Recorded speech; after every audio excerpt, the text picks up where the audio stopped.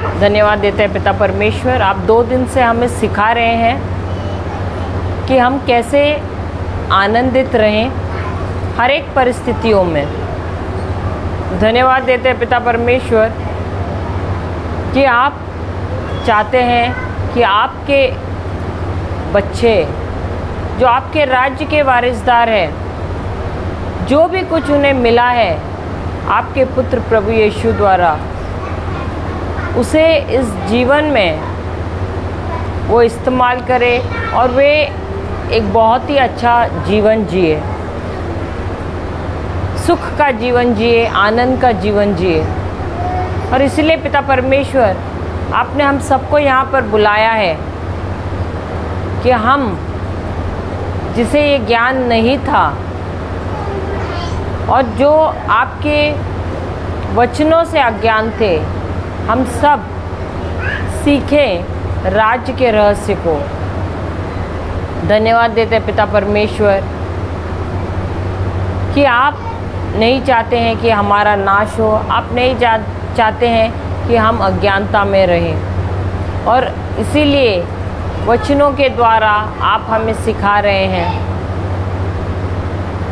धन्यवाद देते हैं कि जो कुछ हम सीख रहे हैं यहाँ से, उसे हम भूले नहीं या ऐसे ही व्यर्थ होने न दे, परंतु उसे जो भी सीख रहे हैं उसे ग्रहण करें अपने हृदय में, और जो सीख रहे हैं उसका इस्तेमाल हम अपने जीवन में करें, उसका अनुभव करें और एक बहुत ही अच्छा जीवन जिए, विजय का जीवन जिए। हे प्रभु, आप चाहते हैं कि हर घड़ी हम आनंदित ही रहें। हे पवित्र आत्मा, हम धन्यवाद देते हैं कि आप इस प्रीचिंग और टीचिंग को बहुत ही आसान बना रहे हैं, हमें अच्छे उदाहरण दे रहे हैं, सरल उदाहरण दे रहे हैं, गवाहियाँ याद दिला रहे हैं, और इस प्रीचिंग और टीचिंग को सब समझ सके वैसा आप उसे सरल बना रहे हैं। धन्यवाद देते हैं हर चीज़ के लिए पिता परमेश्वर। ये प्रार्थना हम करते प्रभु यीशु के नाम से, आमेन, आमेन और आमेन। हालेलुया, हालेलुया, जय यीशु। तो हम कल क्या सीख रहे थे? 2 दिन से हम सीख रहे हैं, क्या सीख रहे हैं? प्रभु में, प्रभु में, और परीक्षा आए तब क्या करना है? रोना है, शिकायत करो, कुड़कुड़ाओ। सही बात है। कैसे रहना है? आनंदित रहना है। Hallelujah, hallelujah. और प्रभु हमें बता भी रहे हैं बाइबल के उदाहरणों द्वारा कि ऐसे ऐसे चरित्र है, यहाँ पर किरदार है बाइबल में, जिन्होंने उनके जीवन में ऐसी ऐसी समस्याएं आए, लेकिन उन्होंने कुड़कुड़ाए नहीं, दुखी नहीं हुए, परंतु वे हर घड़ी आनंदित ही रहे। Hallelujah, hallelujah. हम जाते हैं कहाँ पर? हमने रोमियो की किताब 5वां अध्याय और पहला वचन से लेते हैं। रोमियो की किताब 5वां अध्याय और पहला वचन से। जब हम विश्वास से धर्मी ठहरे तो अपने प्रभु यीशु मसीह के द्वारा परमेश्वर के साथ मेल रखे, जिसके द्वारा विश्वास के कारण उस अनुग्रह तक जिसमें हम बने हैं हमारी पहुंच भी हुई। तो सबसे पहले क्या कहा है? हम किसके कारण? सबसे पहले हम धर्मी बने हैं। किसके कारण? विश्वास के कारण हम धर्मी बने। हमने कल सीखा कि धर्मी क्या होता है। धर्मी का मतलब क्या है? कि प्रभु ने हमें अपने लहू से धोया है और हमें ऐसे बनाया है जैसे हमने कभी भी पाप या कोई गुनाह नहीं किया है। कहाँ से? आत्मा में। Hallelujah, hallelujah. तो अब जब परमेश्वर हमें देखते हैं तो हमें इस तरह देखते हैं जैसे हमने कभी कोई भी पाप नहीं किया है, और हमें आत्मा में देख रहे हैं। प्रभु यीशु के द्वारा हमें देख रहे हैं। Hallelujah, hallelujah. और जैसे ही हमें धर्मी बनाया गया, हमारा और परमेश्वर के बीच में अब क्या हुआ? शांति हुई है। हालेलुया। क्योंकि पहले हमारे और परमेश्वर के बीच में क्या थी? शत्रुता थी, दुश्मनी थी। हालेलुया। लेकिन अभी क्योंकि हमने प्रभु यीशु को अपनाया है, हमने उनके कार्यों में विश्वास किया है, हमको धर्मी बनाया गया है, और हमारे बीच में अब परमेश्वर और हमारे बीच में क्या हुआ है? शांति हुई है। हालेलुया। एक मेल मिलाप हुआ है, उसको शांति कहते हैं। हालेलुया। अभी दो देश हमेशा युद्ध कर रहे हैं, लेकिन युद्ध करते करते थक गए, तो तीसरा आता है और उन दोनों के बीच में क्या करता है? बात करता है, मेल मिलाप करता है, उनके बीच में क्या होता है? शांति हो जाती है। उसी प्रकार प्रभु यीशु के द्वारा परमेश्वर और हमारे बीच में मेल मिलाप हुआ है। जो शत्रुता थी वो मिट चुकी है और अब शांति हुई है। Hallelujah, hallelujah. फिर उसके बाद क्या कहा है? दूसरा ये वाक्य, मसीह ने हमारे लिए उस अनुग्रह तक पहुंचने का द्वार भी खोला है। Hallelujah, hallelujah. कहाँ तक पहुंचने का? अनुग्रह, अनुग्रह में पहुंचने का क्या किया है? द्वार खोला है। किसके द्वारा? प्रभु यीशु के द्वारा। किसके द्वारा? तो यदि हमें परमेश्वर के अनुग्रह में प्रवेश करना है, उनके आशीषों में प्रवेश करना है, हालेलुया, तो हमें किसके द्वारा जाना है? प्रभु यीशु के द्वारा जाना है। Hallelujah, hallelujah. अभी जैसे आपने कल, मैंने तो आपको उदाहरण दिया पासवर्ड का, लेकिन काफ़ी लोग समझ नहीं पाए। आप सब ने अली बाबा 40 चोर तो पिक्चर सुना होगा, सुना है ना? वो पिक्चर या कहानी सुनी होगी, पिक्चर भी आई थी उसकी। अब वो जो है 40 चोर, उसका जो ये रहता है, क्या बोलते हैं उसको, उनका जो झुंड का जो कबीले ये रहता है, लीडर, जो डाकू का जो, हाँ, जो नेता है, नेतृत्व जो करता है। अब वो क्या करता है? जो भी उसको खजाना मिलता है वो लूट के लाता है ना, धन लाता है, सोना लाता है, वो कहाँ रखता है? किसी गुफा में रखता है। सही बात है। अब वो गुफा में तो छुपा के रखता है। क्या वो गुफा का दरवाज़ा खुला है या बंद है? अब उसको अंदर प्रवेश करना है तो क्या करता है? वो ताले से चाबी खोलता है क्या? क्या किया है उसने? क्या करता है वो? हाँ, क्या बोलता है वो? अगर उसके अलावा कोई और शब्द बोला तो क्या दरवाज़ा खुलता था? वो एक ही पासवर्ड इस्तेमाल करता है। क्या बोलता है? खुल जा सिम सिम। फिर क्या होता है? दरवाज़ा खुलता है, लेकिन उसको ताला नहीं है ना। लेकिन उसने ऐसे वो बनाया है कि सिर्फ वो शब्द बोलने से ही वो दरवाज़ा खुलता है। अगर वो जाके बोलेगा खुल जा मिम मिम, तो खुलेगा क्या? नहीं। कुछ और बोला तो खुलेगा क्या? नहीं। तो उसने एक ही पासवर्ड बना के रखा है जिसके द्वारा वो उसके अंदर प्रवेश कर सकता है। सही बात है। अगर उसको सोना चाहिए, उसको और जाके कुछ वहाँ रखना है या वहाँ से कुछ निकालना है, तो उसको प्रवेश करना है। उस प्रवेश द्वार के अंदर अगर उसको जाना है तो उसको वो पासवर्ड बोलना है। कैसे बोलना है? कैसे? नहीं, लेकिन हमारे जीवन में जब तकलीफें आती है तो हम क्या करते हैं?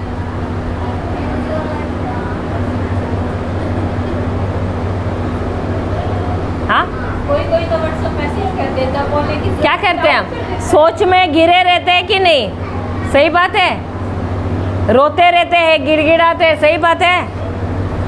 नहीं, इधर नहीं, इधर के लोग। हाँ, प्रभु यीशु ने क्या कहा है, यदि तुम इस पहाड़ को देखो और अपने मन ही मन सोचो कि तू उखड़ जा, तो वो तुम्हारे सोचने से उखड़ जाएगा। सही बात है, सोचने से ना। तो हम में से कितने लोग ऐसे सोचते ही बैठ जाते हैं? हाँ, मुंह खोलना है कि नहीं?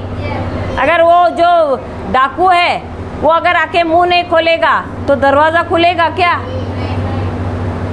हाँ, तो हम भी, हमारे जीवन में समस्याएं हैं, क्या हम मुंह खोलते हैं? और खोलते भी है तो क्या शब्द बोलते हैं? सबसे हम वही बात बोलते हैं, मेरे जीवन में ये समस्या है। अरे तुझे पता है, हिला हिला के बोलोगे मेरे जीवन में ये समस्या है। अरे सुनो तो सही, मेरे जीवन में हालेलुया। क्योंकि उसको क्या लग रहा है, उसका समस्या परमेश्वर से भी बड़ा है। हालेलुया।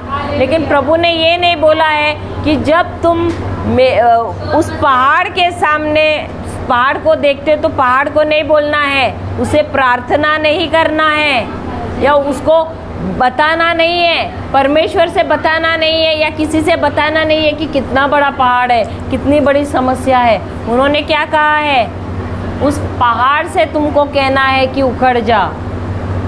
Hallelujah, hallelujah. और उसके बाद क्या करना है, तुमको आनंदित होना है, तुमको परमेश्वर को स्तुति देनी है, उनकी आराधना करनी है, उनको धन्यवाद देना है। हालेलुया, हालेलुया, जय यीशु। और यदि आपने मुंह नहीं खोला तो क्या होगा, प्रवेश कर पाओगे आशीषों में? तो वो पासवर्ड कौन है? प्रभु यीशु है। कौन है? प्रभु यीशु है।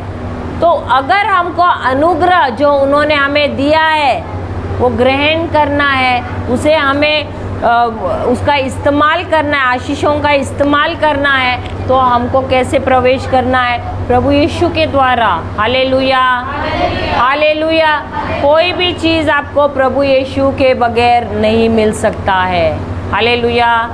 अब वो अली बाबा का एक सौतेला भाई या पता नहीं सगा भाई था, वो भी जाता है, पता है, अंदर जाते समय तो खुल जा सिम सिम बोलता है, अंदर जाता तो है, सब दौलत भी बटोरता है, बाहर आना है, दरवाज़ा तो बंद है। क्या बोलता है वो? अलग अलग शब्द इस्तेमाल करता है, लेकिन आ सकता है क्या बाहर? आखिर में उसका हर्ष क्या होता है? वो डाकू जब आता है अंदर, उसको पकड़ता है, उसके हाथ पैर काटता है, उसको सीधा मार डालता है। सही बात है। वैसे ही कितने विश्वासियों का हालत हो गया है। शैतान ने पकड़ पकड़ के क्या किया है, घुमा घुमा के,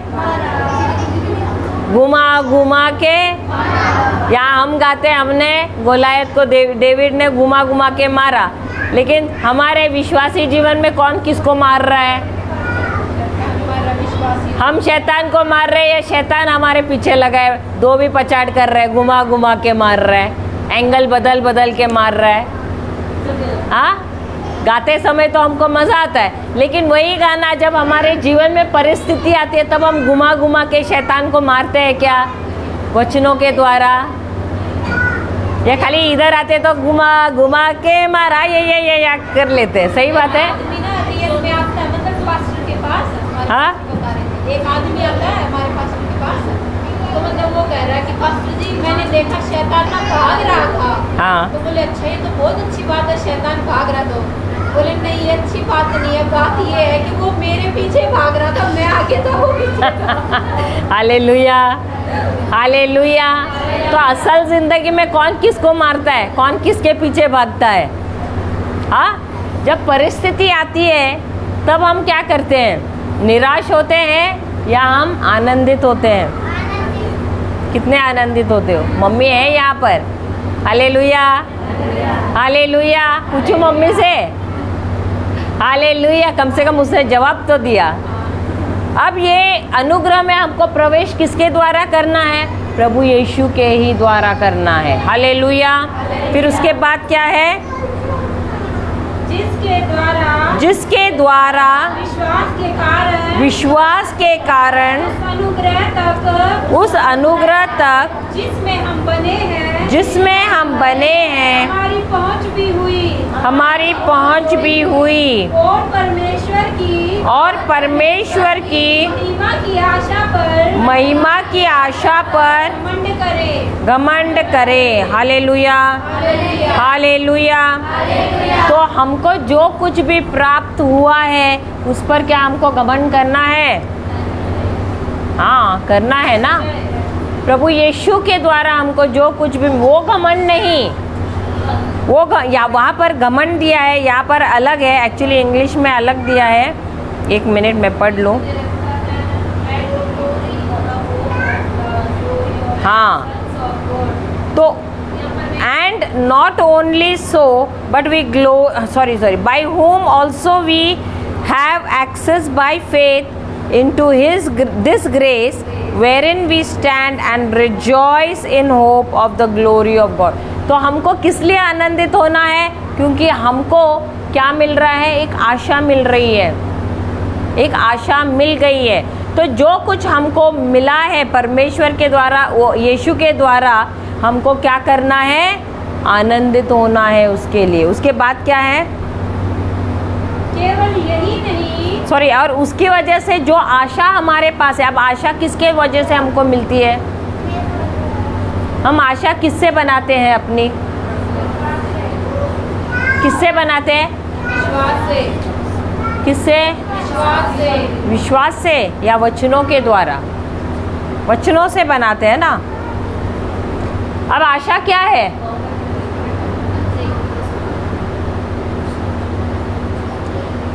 अगर विश्वास में चलना है तो उससे पहले हमारे पास आशा होनी चाहिए ना। हाँ या नहीं? अगर आपको यहाँ पर आप लोग इडली बनाते हैं, इडली बनाते हैं या केक बनाते हैं? केक सुना है ना? केक सुना है सबने? हाँ, तो बेकरी है, हमने देखा है। जो केक बनाना है तो वो जो जिसको केक बनाना है वो आटे को पूरा बना देता है और वो ऐसे ही रखता है क्या भट्टी में? अगर उसको गोल आकार का केक बनाना है तो ऐसे ही जाके रखेगा भट्टी में या एक साँचे में डालेगा? तो केक बनाना है किसी आकार का तो क्या करना पड़ता है? एक वही उसी आकार का साँचा लेना पड़ता है। तो आशा क्या है? आशा एक साँचा होता है। तो बगैर साँचे का केक नहीं बनेगा, बगैर साँचे का इडली नहीं बनेगी। समझ गए? तो उसी प्रकार यदि आपको आपके जीवन में कुछ भी चीज़ चाहिए, सबसे पहले उसके लिए आपको साँचा बनाना है, वो है आशा। इसका मतलब है आपको एक कल्पना रहनी चाहिए। साँचा क्या है? एक कल्पना रहती है, आपकी एक इच्छा रहती है। जब तक इच्छा नहीं रहेगी आप उसके लिए कार्य करोगे क्या? अगर आप बोलोगे मुझे घर चाहिए, घर चाहिए, लेकिन आप आशा ही नहीं कर रहे, आप तो किराए के घर में रह रहे हैं, लेकिन मन में सिर्फ सोच रहे मुझे चाहिए, मुंह खोल के बोल ही नहीं रहे हैं। जब आप मुंह खोलते हैं तब पता चलता है कि आपको आशा है ना, आपको इच्छा है। सही बात है, हाँ या नहीं? और जब आप इच्छा करते हैं तो आप सोचते भी है कि मुझे ऐसे ऐसे, कल्पना करते हो कि मुझे ऐसा ऐसा घर चाहिए। सही बात है? या आपने जब इच्छा की तो आप जाके रहने लगे क्या घर में? इच्छा जब करते या कल्पना देखते तो उस घर में जाके रह सकते हो क्या? कल्पना के घर में नहीं। उस कल्पना को यदि आपको हकीकत में लाना है तो आपको विश्वास की ज़रूरत है, और ये विश्वास आपको मिलता है परमेश्वर के वचन में। Hallelujah, hallelujah. और इसीलिए ये वचन क्या कह रहा है? जब आप आनंदित होते हो तो क्या होता है? आपके अंदर आशा उमड़ आती है। अगर आप उदास रहोगे, आपने कभी निराशा व्यक्ति को देखा है? उसको कभी कोई चीज़ की आशा नहीं है, वो हर घड़ी रोता ही रहता है। क्यों? क्योंकि आशा ही नहीं है। लेकिन जो व्यक्ति को आशा है वो हर घड़ी आनंदित रहता है। हालेलुया। और इसीलिए हम क्यों आनंदित हैं? क्योंकि हमको पता है कि प्रभु यीशु द्वारा हम कौन बने? हम स्वर्ग के निवासी बने, हमको गोद लिया गया है। तो भले यहाँ पर समस्याएं हैं, इस समस्याओं के वजह से भले, जैसे संत पौलुस कह रहे हैं कि मैं भले मरूंगा भी, मैं शायद मर भी सकता हूँ, लेकिन मैं मरूंगा तो भी मैं कहाँ जाऊंगा? स्वर्ग में ही जाऊंगा। और इसीलिए ये चीज़ मुझे क्या करती है? आनंद देती है।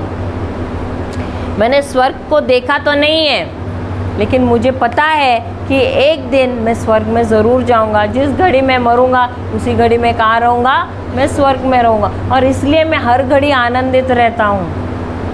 हालेलुया, हालेलुया, जय यीशु।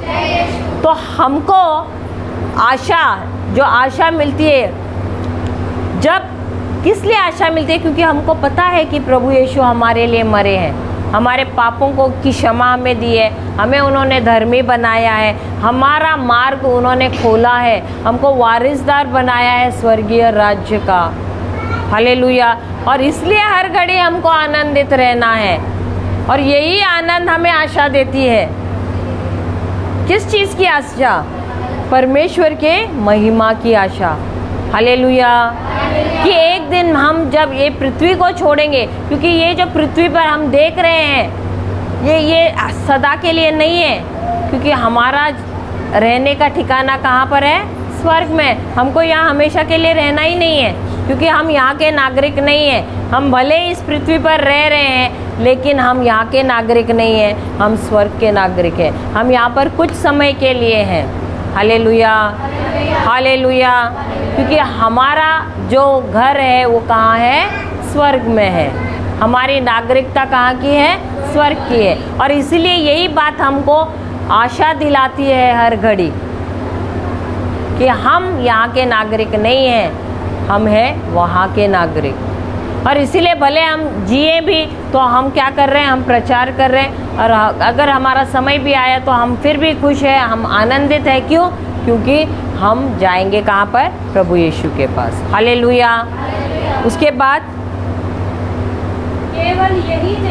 केवल यही नहीं, परंतु हम क्लेशों में भी घमंड करें, यह जानकर भी क्लेश से धीरज उत्पन्न होता है। क्या सचमुच हमारे जीवन में जब क्लेश आते हैं हम आनंदित रहते हैं?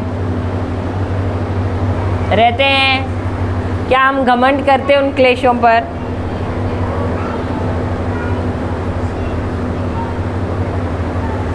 ये क्लेश क्यों आते हैं? क्लेश क्यों आते हैं हमारे जीवन में?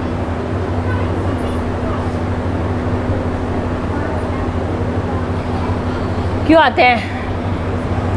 परमेश्वर बहुत निर्दयी है इसलिए। हाँ, अचानक आते हैं ना क्लेश।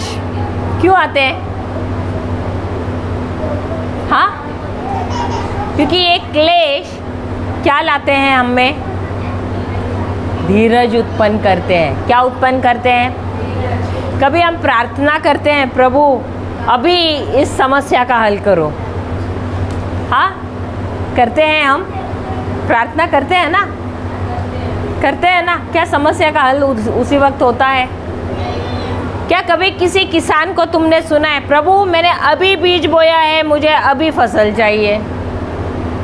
किसी भी किसान का सुना ऐसा किस्सा कि उसने अभी बीज बोया और बोला अभी मुझे चाहिए फसल?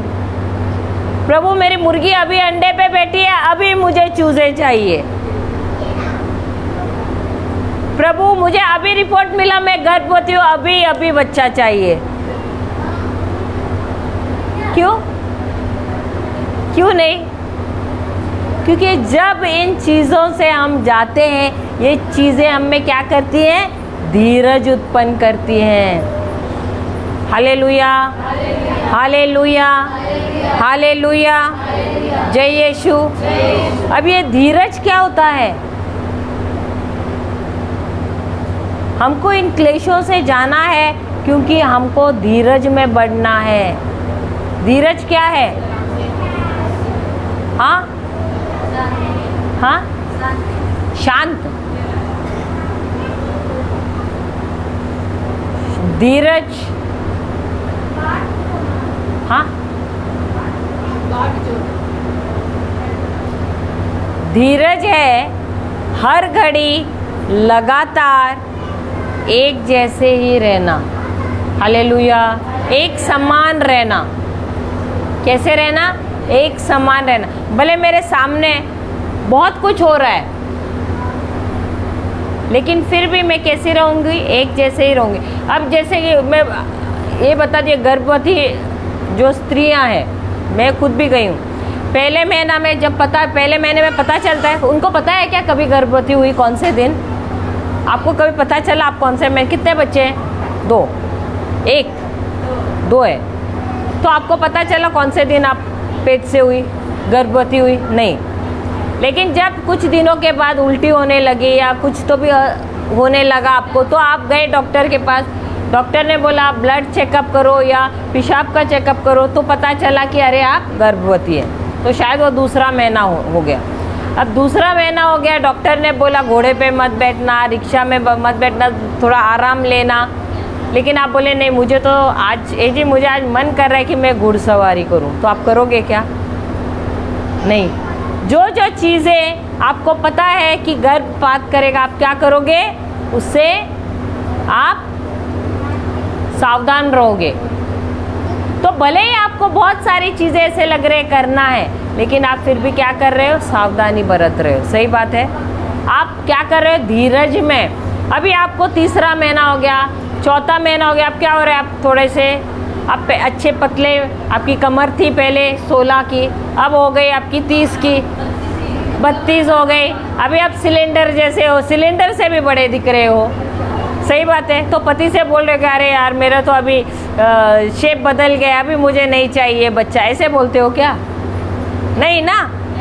आप क्या कर रहे हो? अभी भी धीरज में हो, धैर्य में हो। क्यों? क्योंकि आपको पता है मैं रुकूंगी 9 साल 9 महीने 9 दिन, 9 साल 9 महीने 9 दिन रुकूंगी तो मेरे हाथ में बच्चा आएगा। 9 साल रुकेंगे तो आएगा। तो आप लोग इतना आराम से सुन रहे हैं। अगर 9 साल रुकना होता तो क्या करते थे?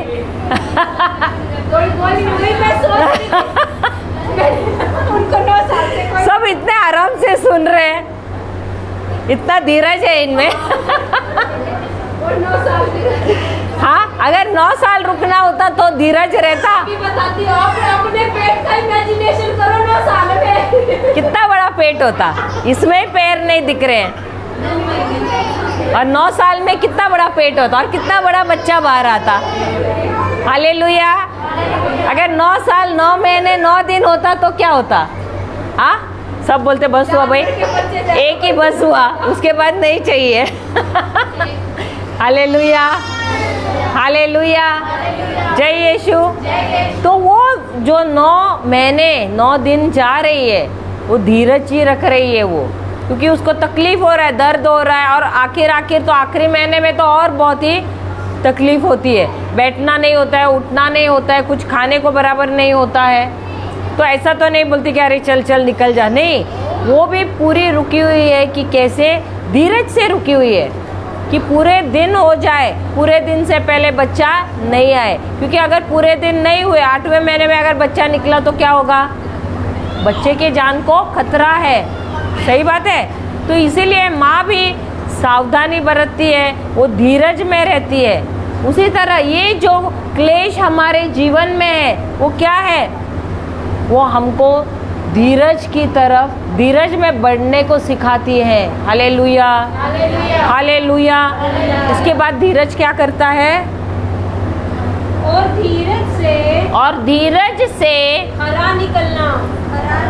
नहीं, धीरज से यहाँ पर दिया है अनुभव होता है।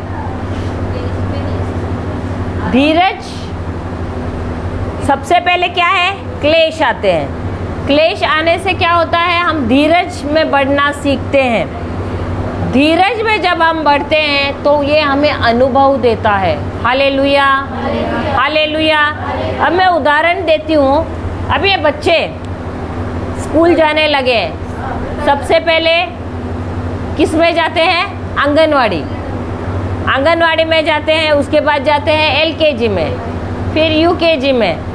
अब बच्चे बोलते हैं अभी मम्मी पढ़ाई ज़्यादा हो गई, बस और मैं ऐसे करना, मुझे इतना बड़ा पहले में, दूसरी में, तीसरी में नहीं, मुझे डायरेक्टली 10वीं में डाल दो। होता है ऐसे। मुझे याद है मेरी बड़ी बिटिया थी, वो हर क्लास में जाती है, अभी बस हुआ यार मम्मी और कितना पढ़ूँ मैं, हर साल। तो मुझे और मेरी सास को हमको बताना पड़ता था, नहीं और कितने साल मम्मी पढ़ना है? हम बोलते अरे बाप रे इसको तो 10 नहीं, और तो 2-3 साल ही है। और 2-3 साल बोल बोल के उसको कैसे भी 10वीं कराया। फिर 10वीं के बाद उसने खुद ही कर दिया, लेकिन जब तक वो 10वीं ना पहुँचे हमको उसको दिलासा देना पड़ता था कि और थोड़ा ही है, और थोड़ा ही है। अभी तो उसको और आगे पढ़ना है, उसने इंजीनियरिंग किया है तो उसको और पढ़ना है। लेकिन जब हम शुरू करते हैं, क्लेश आते हैं हमारे जीवन में, जब हम उसकी तरफ हम बढ़ रहे हैं, क्लेश जो आते हैं एक ही दिन में नहीं निपटते हैं, लेकिन इस क्लेश के लिए हमको क्या करना है? धीरज में चलना है। अब कैसे हम धीरज में चलते हैं? जब हमारे पास प्रभु का वचन रहता है। अब जब ये वचन हम लेते हैं, इस वचन के अनुसार जब हम कार्य हमारे जीवन में करना शुरू करते हैं, उसको प्रैक्टिस करते हैं, तो क्या होता है? हमको अनुभव मिलता है। अभी समझो आपके जीवन में 2-3 समस्या है, आप आए यहाँ पर प्रार्थना के लिए, आपने वचन सुना, आप लिख के ले रहे, तो जो वचन लिखा है उसके अनुसार आप जाकर वैसे ही कर रहे, सीख रहे हैं उसको, उस पर मनन चिंतन कर रहे हैं, उसके ऊपर डिक्लेरेशन आप कर रहे हैं, और आप देख रहे हैं कि जो आपकी समस्या है वो 2-3 समस्या है, तो झट से उसका क्या हुआ? आपको समाधान मिल गया। अब क्या हुआ? आपको क्या मिला? अनुभव मिला कि मैंने ऐसा किया तो अब क्या हुआ? मुझे इसका हल मिल गया जब मैंने इस वचन का इस्तेमाल किया। वैसा ही होता है जब हम हमारे जीवन में, अब जो पढ़ा लिखा है, कहीं पर नौकरी करना है, तो सबसे पहले क्या बोलते हैं उन लोग उसको? तुम्हारा एक्सपीरियंस सर्टिफिकेट है क्या? पूछते हैं कि नहीं? अनुभव कितना है? पूछते हैं कि नहीं? सही बात है। तो आपको विश्वासी जीवन में समस्याएं हैं, लेकिन उन समस्याओं से अगर आप बाहर निकले तो आपके पास अनुभव है। लेकिन यदि आप उसी में पड़े हैं, उसी में पड़े कि आपके पास अनुभव है नहीं है, और उसी समस्या के साथ कोई और आपके पास आया, क्या आप उसको समाधान दे सकते हैं? लेकिन यदि आपने एक वचन का इस्तेमाल किया और आपके सारे समस्याओं का हल हो गया, या कोई एक समस्या का हल हो गया, और कोई बहन आई आपके पास और बोलने लगी देखो ना मेरे जीवन में ऐसे ऐसे हुआ है, तो आप अब क्या करोगे? उसकी स्टोरी नहीं सुनोगे, उसको बोले अरे बस आधा सुना मैंने, अभी मुझे पूरा नहीं कचरा लेना है। ऐसे करो, ये वचन लो और जाके इसको जैसे मैंने किया है वैसे ही जाके घर पे कर लेना। हम तो कभी किसी का ज़्यादा सुनते नहीं हैं, क्योंकि हमारा हृदय क्या है? एक उपजाऊ ज़मीन है। आप कितने लोगों का कूड़ा लेके बैठोगे? क्योंकि ये जो ज़मीन है ना, जो भी बीज जाते, शब्द क्या है? बीज है। अगर वो बीज आप किसी का लेते हैं, शब्द लेते हैं, क्या कर रहे हैं? अंदर बीज ले रहे हो। प्रभु का वचन भी बीज के समान है, उसी प्रकार सांसारिक शब्द भी बीज के समान है। और आप वो शब्द ले रहे हो, ले रहे हो, ले रहे हो, कौन सा ज़्यादा ले रहे हो? वचन ज़्यादा ले रहे हो कि संसार का? तो जो लोगे उसी प्रकार का क्या मिलेगा? फसल मिलेगा, बीज नहीं मिलेगा। बीज के लिए बीज नहीं, फसल मिलता है। बीज तो एक होता है, फसल अनेक हो जाता है। तो वैसे कितने बीज आपने बोए और कितना फसल मिला आपको? कौन सा ज़्यादा फसल मिला? संसार का या प्रभु के वचनों का? अब तय आपको करना है। ज़्यादा किसी का स्टोरी सुनने नहीं जाने का। सुनने में तो बड़ा मज़ा आता है, लेकिन बाद में उसका परिणाम भुगतना पड़ता है। समझ गए? इसलिए कोई आया तो बोलो रुको रुको, ठीक है ऐसा प्रॉब्लम है, पूरा डिटेल में सुनने का नहीं। अच्छा ये समस्या है, ठीक है ये वचन ले लो। अगर आपको अनुभव है, आप उस समस्या से बाहर निकले हैं और आपको पता है कि इसका ये तोड़ है, इसका ये, इसके लिए ये वचन इस्तेमाल करना है, तो उसको वो वचन दो। हालेलुया। पूरा स्टोरी सुनने नहीं जाना। हालेलुया। और जब आपको अनुभव होता है, आप दूसरों को वो देते हैं, तो उसको भी कहना है कि तुम भी जैसे मैंने किया है, मैंने इस पे मनन चिंतन किया है, मैंने इसको डिक्लेयर किया है और मुझे क्या मिला है, इसका नतीजा मिला है, इसका परिणाम मिला है। Hallelujah, hallelujah.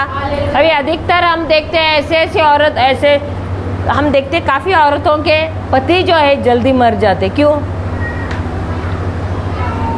क्योंकि औरतें क्या करती हैं, उनकी लंबी आयु के लिए दुआ मांगते हैं, या जो उनकी कमज़ोरी है वो सबको बोलते हैं। हाँ, मेरा पति ऐसा है, मेरा पति आज ये करके आया, अरे कल वो करके आया था, अरे आज ये कर रहा है, पी के आके मार रहा है। हाँ, मेरा पति पी रहा है, मेरा पति ये कर रहा है, बोल रहे कि नहीं? तो उसकी वजह से उसकी आयु बढ़ेगी या घटेगी?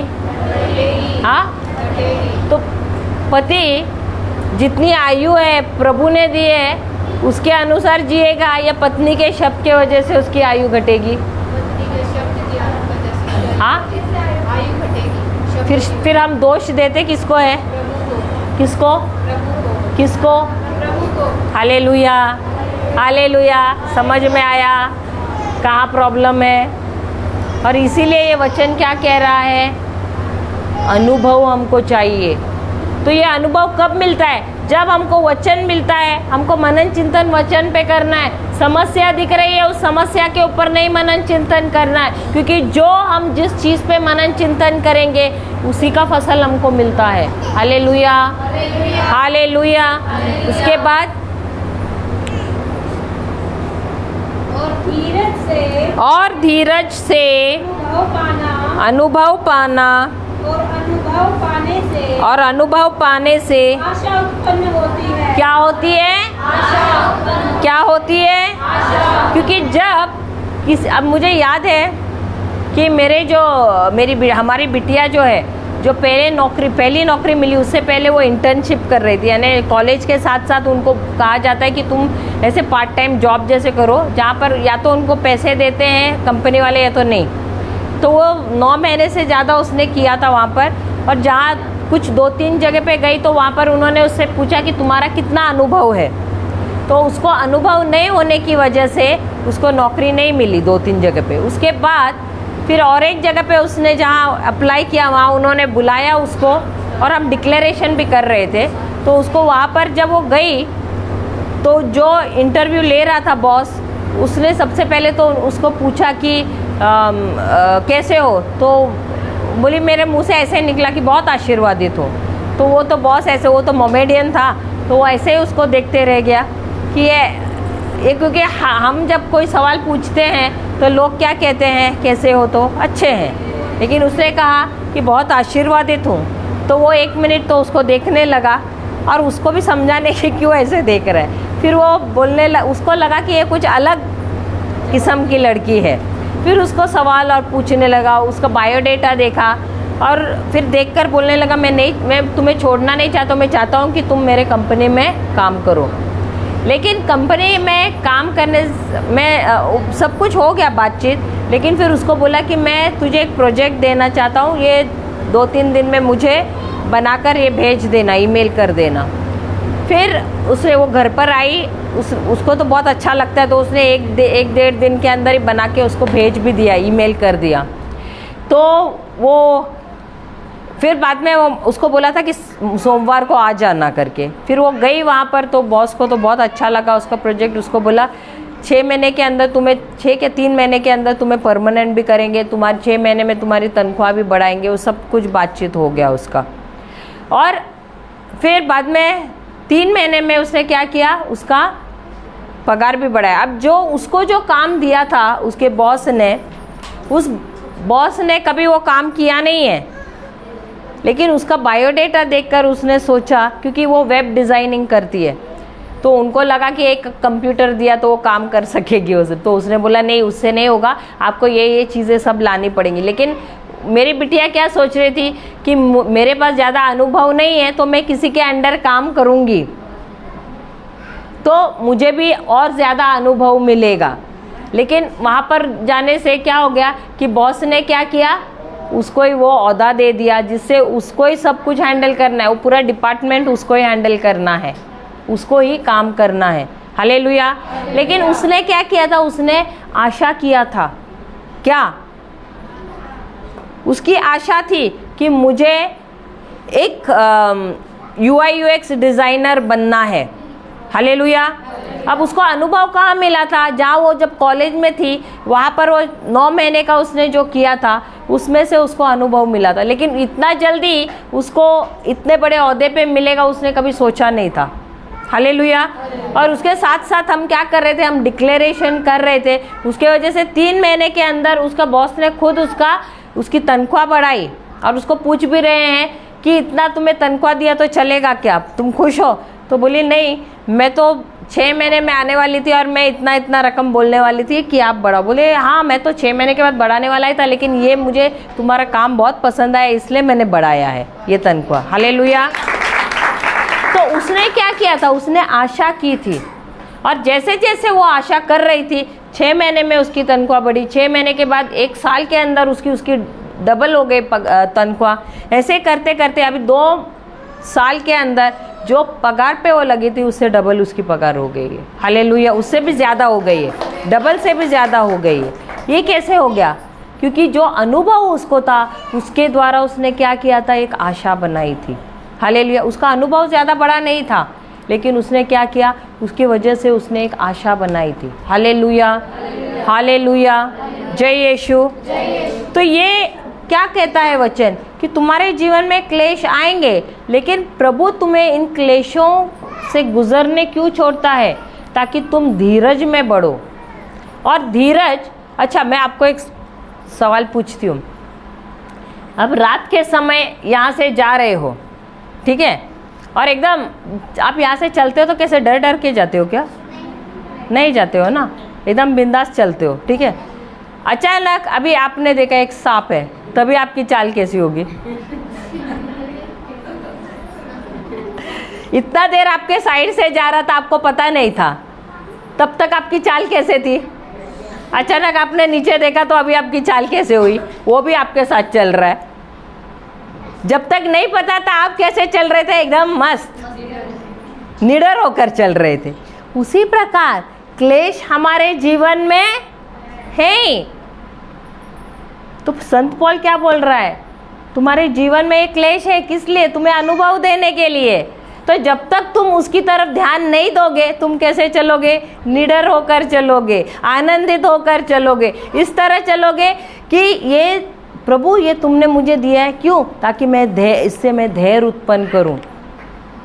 और यही धैर्य जो है मुझ में क्या उत्पन्न कर रहा है? अनुभव ला रहा है। क्या आपको अनुभव नहीं चाहिए? आपके जीवन में अनुभव चाहिए ना? अभी हम जो हमारे बुजुर्गों को देखते हैं तो वो क्या कहेंगे? ये बाल मैंने ऐसे ही नहीं पकाए हैं, ऐसे ही सफ़ेद नहीं हुए। कैसे हुए सफ़ेद? अनुभव से। लेकिन छोटे बच्चों को भी पके तो वो बोल सकते हैं क्या? नहीं ना। तो अनुभव के लिए क्या चाहिए? बाल पकने चाहिए या आपको इन सब चीज़ों से गुजरना है? और हमारे बुजुर्गों ने ठोकरें खाई है, क्लेश आए हैं, इसके वजह से ही तो अनुभव हुआ है ना। और इसलिए आज छाती ठोक कर भी कहते हैं कि मैं ये सब चीज़ों से जा चुका हूँ, तुम मत वैसे ठोकर खाना, क्योंकि मैं भी वहाँ से तुमसे पहले जा चुका हूँ। क्यों? क्योंकि मुझे अनुभव है। हालेलुया। तो क्लेश क्या देता है हमको? हमको धीरज उत्पन्न करता है और उस धीरज की वजह से हम क्या कर हम में अनुभव आ जाता है। और यही अनुभव दोबारा हमको क्या करता है? आशा देता है। अगर आप में अनुभव नहीं रहेगा तो आप आशा कर पाओगे क्या? नहीं। क्योंकि अगर दोबारा आपके जीवन में कोई क्लेश आया तो आप बोलोगे अरे हमने तो ये वचन लिया था, ये वचन से आशा किया, तो इसके वजह से तो हम बाहर आ गए। सही बात है, सही बात है। अगर आपके जीवन में कोई तकलीफ आई है, आपने कोई इस्तेमाल किया वचन, सही बात है, और उसकी वजह से आप बाहर आए, अगली बार उसके जैसे दूसरी तकलीफ आई तो आप क्या करोगे? रोते बैठोगे क्या? क्यों? क्योंकि आपको अनुभव है, वो परिस्थिति से आप गुजर चुके हैं और आपको उस परिस्थिति से बाहर किसने निकाला है? उस वचन ने निकाला है। Hallelujah, hallelujah. और इसीलिए अनुभव होना बहुत ज़रूरी है, क्योंकि इस अनुभव के द्वारा ही, अभी जैसे इनको पहला बच्चा हुआ है इसलिए अभी उनको पता है दूसरा बच्चा आएगा, अभी ये समय आ रहा है मेरा निकट। जिसका पहले बार अनुभव है उसको पता नहीं कभी होने वाला है, सही बात है। तो वो तो अरे बाप रे पता नहीं कितना दर्द होने वाला है, पता नहीं क्या होने वाला है, सही बात है। वो तो डर डर के रहेगा, सही बात है। लेकिन जिसको अनुभव है उसको पता है थोड़े देर के, और वो बोलेगा अरे मैंने तो ये वचन अभी जैसे मेरे तो 3 बच्चे हुए, तीनों के समय मुझे दर्द नहीं हुआ। आमीन बोलो, सच्ची नहीं हुआ था मुझे, हालेलुया, क्योंकि मेरे पास वचन था। अभी कितने बोलेंगे अरे यार पहले क्यों नहीं आए सिस्टर, हमको भी वचन देते। और एक बार ट्राई मार सकते आप लोग, वचन दे देती हूँ तो दर्द नहीं होगा, करना है ट्राई। वो नहीं बोल रहा है इस बार दर्द नहीं होगा हालेलुया। मेरे तीनों भी बच्चों के समय मुझे दर्द नहीं हुआ डिलीवरी के टाइम पे, क्योंकि मैं वचन गलातिया का किताब 3 अध्याय 13वां वचन बोल रही थी। गलातियों निकालना, गलातियों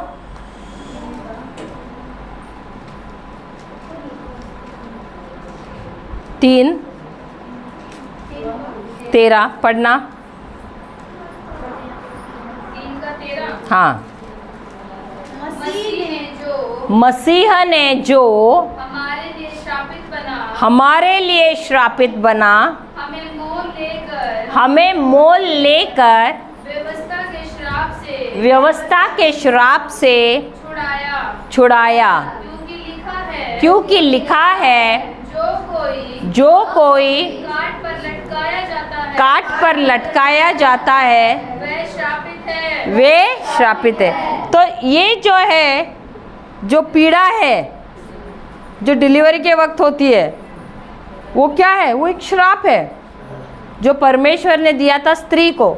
लेकिन जो प्रभु यीशु में विश्वास करता है, जब वो ये वचन बोलता है और उस पर विश्वास करता है, उस पर मनन चिंतन करता है, उसको कभी भी दर्द नहीं होगा।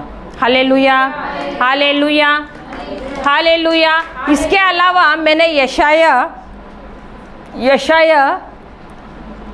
66 का 7वां वचन लिया, 66 का 7वां वचन लिया।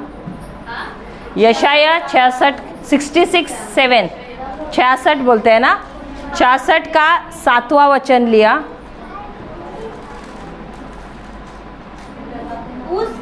उसकी प्रसव पीड़ा उठने से पहले ही उसने जन्मा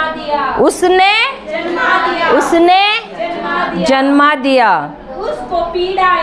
उसको पीड़ाएं होने से पहले ही उसे बेटा जन्मा। Hallelujah, hallelujah, hallelujah. जय यीशु, जय यीशु। अभी कितने जन बोल रहे रह गए अरे सिस्टर, चलो ऐसे नहीं, कुछ नहीं, दोबारा भी कर सकते, ट्राई मार सकते हैं देख सकते।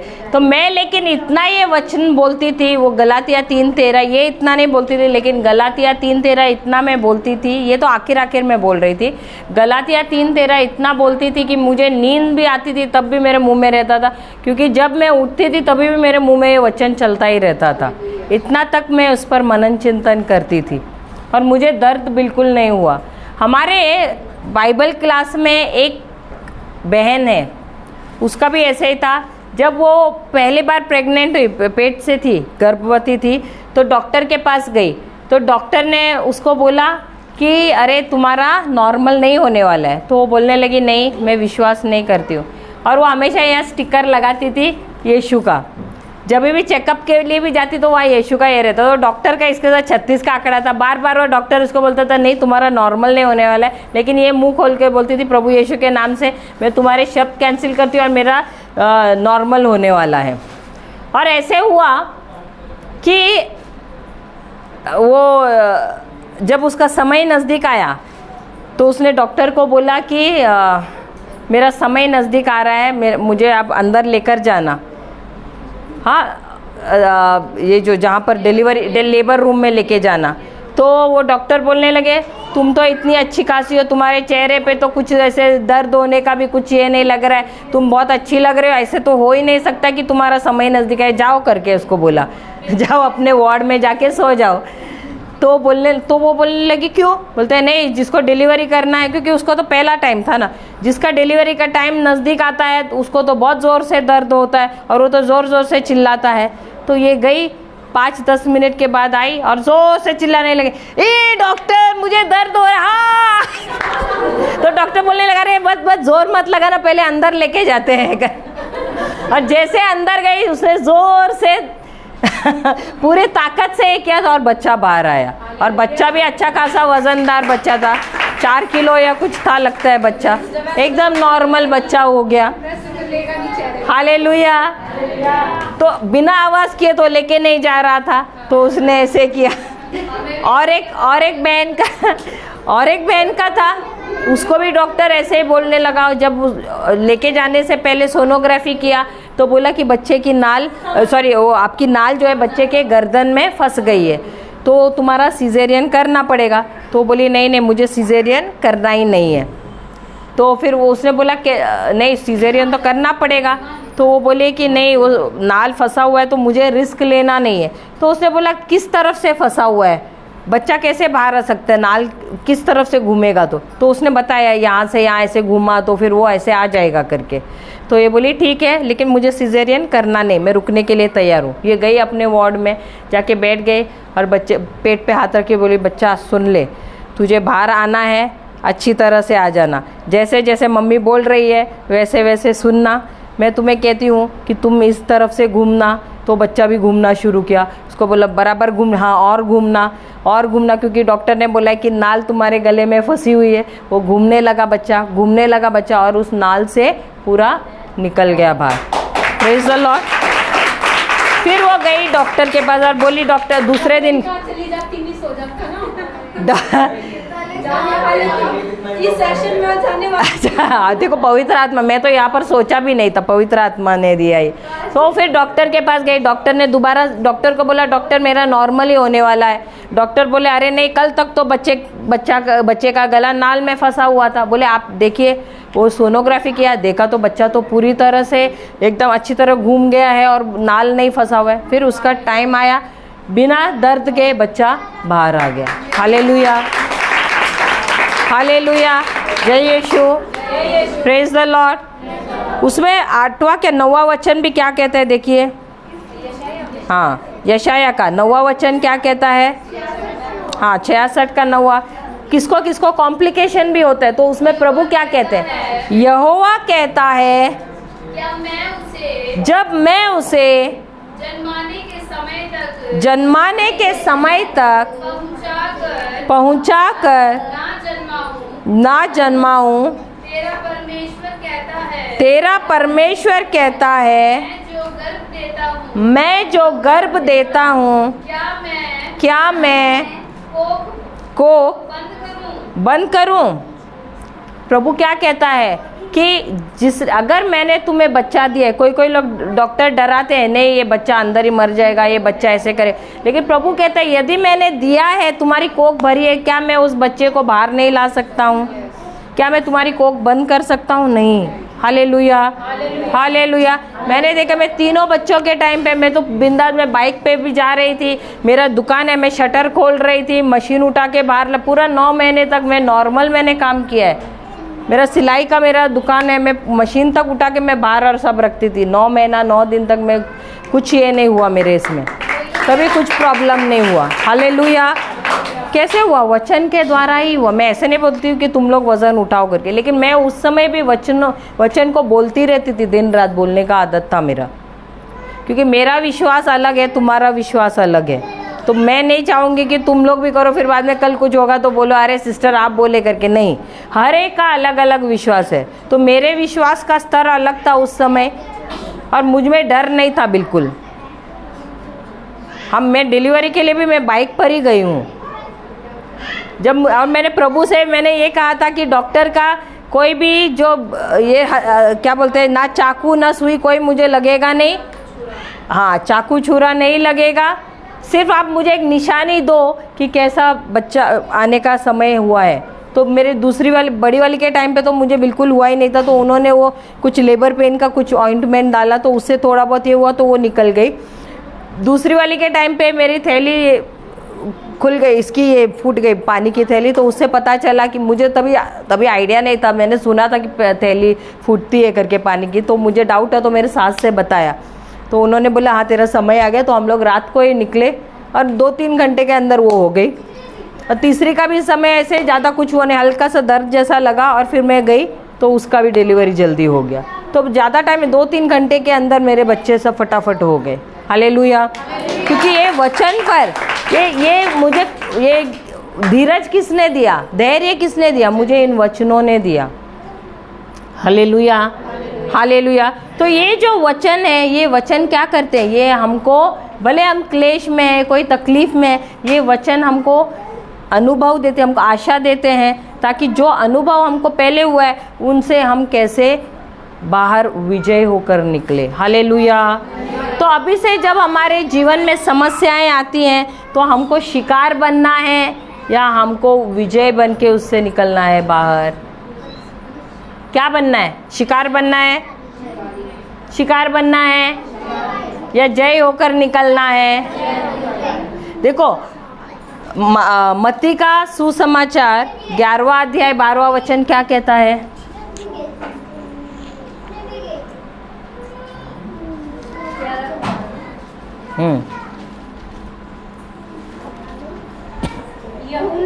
यूहन्ना बपतिस्मा देने वाले के दिनों से अब तक स्वर्ग के राज्य में बलपूर्वक प्रवेश होता रहा है और बलवान उसे छीन लेते हैं। कौन छीन लेते हैं? कौन छीन लेते हैं? क्या आप बलवान हैं या आप शिकार हुए व्यक्ति हो? कौन हो? कौन हो? पूछो एक दूसरे से, तुम बलवान हो या तुम शिकार हो? क्या बोल रहे हैं? जवाब क्या दे रहा है? पड़ोसी क्या दे रहे हैं जवाब? हंस रहा है खाली। हाँ, बलवान है या शिकार है? हाँ, कौन बलवान होता है?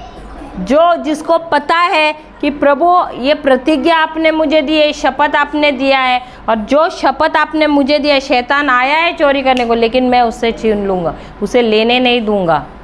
वही होता है जो विजयी होकर बाहर निकलता है। Hallelujah, hallelujah.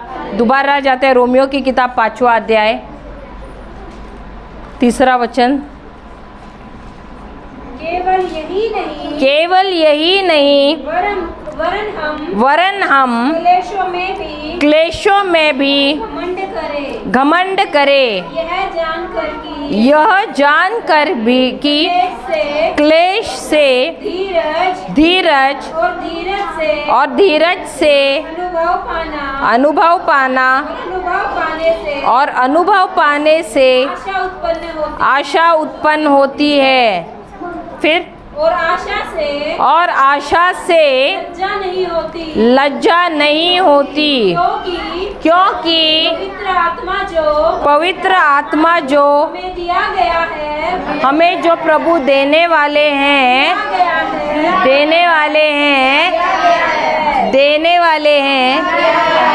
तो प्रभु ने हमें दिया है या देने वाले हैं? पवित्र आत्मा। जो पवित्र आत्मा दिया हुआ है क्या करेगा? वो क्या करेगा? पढ़ो पढ़ो, क्या करेगा? उसके द्वारा परमेश्वर का प्रेम हमारे मन में डाला गया है। हमारे हृदय में, मन नहीं, हमारे तो हमको डरने की बात है क्या? क्यों? क्योंकि परमेश्वर का प्रेम जो है पवित्र आत्मा के द्वारा हमारे हृदयों में क्या किया गया है? डाला गया है, उंडेला गया है। Hallelujah, hallelujah. तो हम जाते हैं दोबारा रोमियो नहीं, याकूब की किताब 1 अध्याय दूसरा वचन, हे मेरे भाई, रुको रुको रुको रुको। अच्छा, मैं एक सवाल पूछना चाहती हूँ उससे पहले। क्या जो कुछ भी प्रभु ने हम सबको दिया है, हमको मिलता क्यों नहीं है? प्रभु ने हमको सब कुछ दिया है ना, वो सब हमको मिलता क्यों नहीं है? हाँ, कमी के कारण। क्या कमी? आपके वचन बोलने से आपको मिलेगा ऐसे लगता है? तो फिर यीशु क्यों मरे? तो यीशु क्यों मरे अगर आपके बोलने से मिलने वाला है? आप बोलते क्यों है वचन? हम वचन क्यों बोलते हैं? वचन बोलने का भी कारण है। अधिकार तो हमको दिया गया है, तो हम वचन बोलते क्यों हैं?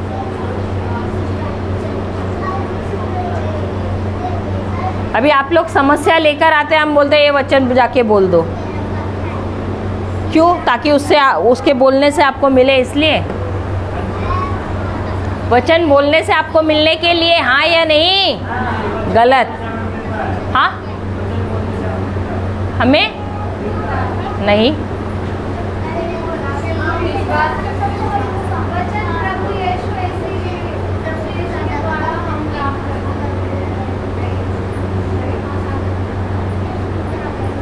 क्योंकि हम लोग ऐसे हैं जो दिखाई पड़ता है, जो सुनाई पड़ता है, जो कोई बोलता है, जो हमें एहसास होता है, उसी के अनुसार चलने वाले लोग हैं। सही बात है। लेकिन हाँ, शरीर की, हाँ, इंद्रियों के अनुसार चलने वाले लोग हैं। सही बात है। लेकिन हम क्यों आपको बोलते हैं बोलने के लिए? क्योंकि जो समस्या दिख रही है, आप क्या कर रहे हो? आपको वही बड़ा दिख रहा है। उस समय प्रभु तो कहीं नज़र नहीं आ रहे। लेकिन जब आप उस समस्या को देख रहे हो, आप क्या कर रहे हो? अपने इस मन को, ये मन में क्या है? ये 5 इंद्रिय है। तो इस मन को बोल रहे हो चुप बैठना, और इस मन को बोल रहे हो कि जो मैं वचन बोल रही हूँ वो सच्चे हैं वचन, वो प्रभु ने मुझे दे दिए हैं। इसलिए इस मन को मैं क्या कर रही हूँ? नया बना रही हूँ। उस मन, क्योंकि प्रभु ने हमें ऐसे बनाया कि जब हम वचन को बोल रहे तो बोलने से ये वचन क्या होता है? मानना शुरू करता है उस चीज़ को, उस पर विश्वास करना शुरू करता है। ऐसे नहीं कि मेरे बोलने से मुझे मिलता है। जब मेरा मन मेरे हृदय के साथ, उस वचन के साथ एकमत होता है, तब मुझे मिलता है, मेरे बोलने से नहीं। समझे? समझ गए? जब मेरा मन, अभी जब प्रभु ने अब्राहम को क्यों तंबू से बाहर निकाला और बोला तारे गिन? तारे गिनने से बच्चे होते हैं क्या? तो सब आदमी जाके बाहर खड़े रह के तारे गिनेंगे रात को और बच्चे हो जाएंगे। सही बात है। हाँ, तारे गिनने से बच्चे होते हैं। तो प्रभु ने उसको क्यों तंबू से बाहर बोला निकल? क्योंकि जब तक अंदर बैठा तो क्या कर रहा था? अपने शरीर को ही देख रहा था कि मैं बूढ़ा हो गया हूँ, मैं उसको गोद लूँगा। समझ गए? तो उसका मन और परमेश्वर का मन एक मत हो रहा था क्या? नहीं। तो उसका और परमेश्वर का मन एक मत होने के लिए प्रभु को उसको बाहर निकालना पड़ा और बताना पड़ा, जा और वो तारे गिन। हर एक तारे से बोल कि तू राष्ट्र का पिता है। जैसे जैसे वो एक एक तारे को देख रहा है और तारे बढ़ रहे हैं, हर एक तारे को बोल रहे हैं मैं राष्ट्र का पिता हूँ, मैं राष्ट्र का पिता हूँ। अब वैसे बोलने से क्या हो रहा है? उसका मन जो है, जो नकारात्मक सोच रहा था, अब क्या हो रहा है? जैसे प्रभु है, प्रभु का जो मन है उसके अनुसार चलना शुरू हो रहा है और उसकी सोच प्रभु के वचन के अनुसार हो रही है। जो प्रतिज्ञा प्रभु ने दी है, जो शपथ प्रभु ने दी है, उसके अनुसार अब वो भी सोचने लगा है। इसीलिए हम क्यों आपको बोलते हैं वचन बोलो? क्योंकि समस्या बोलोगे तुम्हारा मन कहाँ है? समस्या पर है। लेकिन वचन बोलोगे तो अब तुम्हारा मन कहाँ पर है? उस वचन पर है। और इसीलिए तुमको मिल जाता है जो तुम चाहते हो। जो तुम चाहते क्या? जो वचन में कहा है वो। हालेलुया।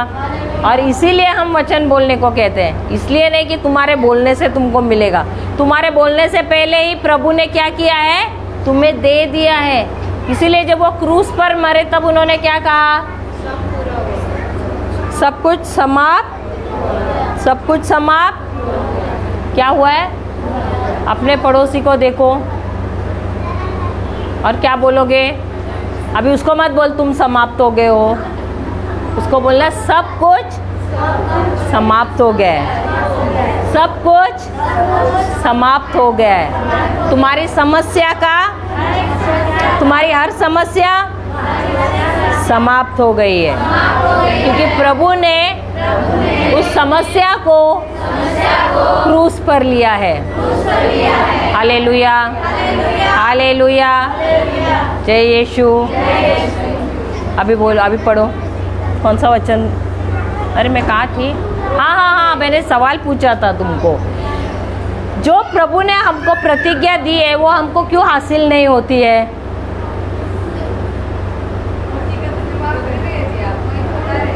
हाँ, क्यों नहीं मिलता है? क्यों हमारे जीवन में हमें मिलता नहीं है?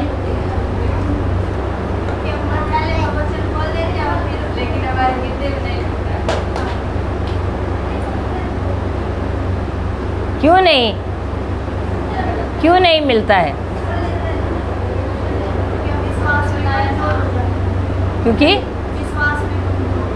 क्योंकि क्या तुम्हारे जीवन में क्या तुम्हें परीक्षा देनी पड़ेगी? क्या तुम सबको परीक्षा देनी पड़ती है? होती है तुम्हारे जीवन में परीक्षा? तुम्हारी परीक्षा होती है? होती है? होती है? ठीक है, पढ़ते हैं। अभी वो वचन ले लो। याकूब पहला अध्याय 3 वचन। नहीं, 3 ले लो। यह जान कर कि तुम्हारे विश्वास के परखे जाने से धीरज उत्पन्न होता है। तो परीक्षा किसकी है? परीक्षा किसकी है? तुम लोगों ने सही ढंग से पढ़ा नहीं है। किसकी परीक्षा है? किसकी परीक्षा है? पढ़ो, दोबारा पढ़ना। यह जान कर कि तुम्हारे विश्वास के परखे जाने से किसके परखे जाने से? तुम्हारे परखे जाने से या तुम्हारे विश्वास के? किसके परखे जाने से? तो परीक्षा किसकी होती है? और हर घड़ी हम क्या सोचते हैं? हर घड़ी हम क्या सोचते हैं? जब समस्या आती है तो हम क्या सोचते हैं? मेरी प्रभु, मैं क्यों? मेरी ही परीक्षा क्यों? सही बात है। अभी तुम्हारी परीक्षा, तुम्हें परीक्षा देने की क्या ज़रूरत है? जब तुम यहाँ पर आए हो तुम्हें क्या मिल रहा है? ज्ञान मिल रहा है। सही बात है, वचनों का ज्ञान मिल रहा है कि नहीं? एक बच्चा स्कूल को जाता है तो वो बच्चे की परीक्षा है या जो उसने सीखा है उसकी परीक्षा है? क्या उसको पूछा, उसको इस बात की परीक्षा देनी है कि वो लड़का है या लड़की है? क्यों नहीं देनी है?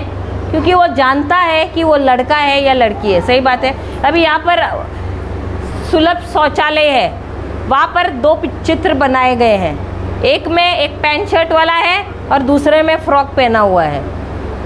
तो अभी ये बच्चा किस में जाएगा? आपको कैसे पता? कैसे पता? क्योंकि वो ऐसे खड़ा रह के सोचेगा मैं कौन सा हूँ? सोचेगा क्या? क्योंकि उसको वो जानता है, क्या जानता है कि वो लड़का ही है। अगर उसको रात को अगर उठाया, मम्मी ने पूछा कौन है तू, लड़का या लड़की? कौन है? हाँ, लड़का है।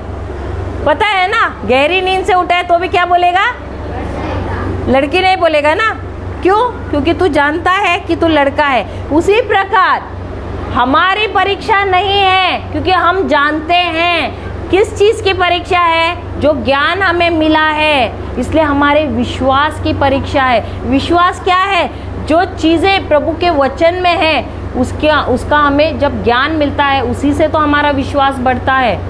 और इसीलिए हमारे विश्वास की परीक्षा है, हमारी परीक्षा नहीं है। और इसीलिए हम क्या हर घड़ी सोचते हैं मेरी परीक्षा है, मेरी परीक्षा है, और इसीलिए जो हमें दिया गया है प्रभु ने प्रतिज्ञाओं के द्वारा वो हम हासिल नहीं करते हैं। क्योंकि हर घड़ी हम क्या करते हैं, प्रभु मेरी परीक्षा है। प्रभु किसकी परीक्षा है? मेरी परीक्षा है। लेकिन परीक्षा किसकी है? मेरे विश्वास की है। किसकी है?